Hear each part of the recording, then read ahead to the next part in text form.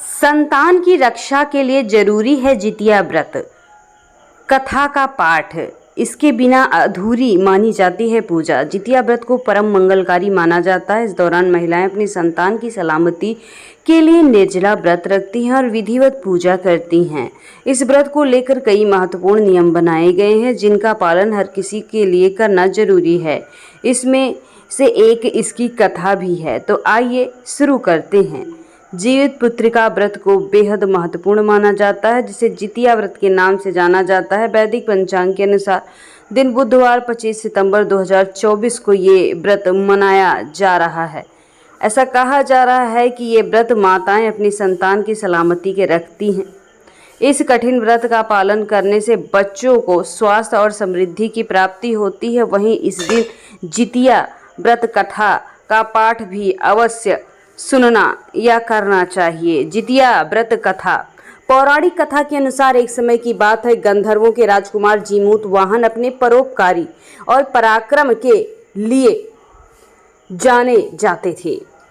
एक बार जीमूत वाहन के पिता उन्हें राज सिंहासन पर बिठाकर वन में तपस्या के लिए चले गए, लेकिन उनका मन राजपाट में नहीं लगा, जिसके चलते वे अपने भाइयों को राज्य की जिम्मेदारी सौंपकर पिता के पास उनकी सेवा के लिए चले गए, जहां उनका विवाह मलयवती नाम की कन्या से हुआ। एक दिन भ्रमण करते हुए उनकी भेंट एक वृद्ध स्त्री से हुई जो नागवंश से थी।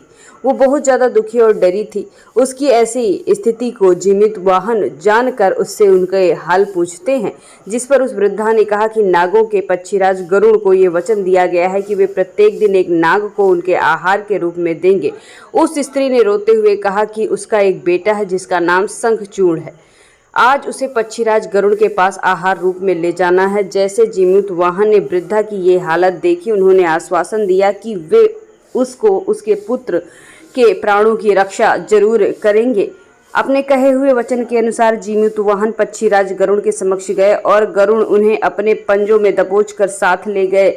उस दौरान उन्होंने जीमूत वाहन के कराहने की आवाज़ सुनी और वे एक पहाड़ पर रुक गए, जहां जीमूत वाहन ने उन्हें पूरी घटना बताई। तब पक्षीराज उनके साहस और परोपकार को देखकर दंग रह गए। प्रसन्न होकर उन्होंने जीमूत वाहन को प्राणदान दे दिया। साथ ही उन्होंने ये भी आश्वासन दिया कि अब वे किसी नाग को अपना आहार नहीं बनाएंगे। तभी से संतान की सुरक्षा और उन्नति के लिए जीमूत वाहन की पूजा विधि विधान से की जाती है, जिसे आज जितिया व्रत के नाम से भी जाना जाता है। कई जगह पर इसे जीवित पुत्रिका व्रत के नाम से जाना जाता है।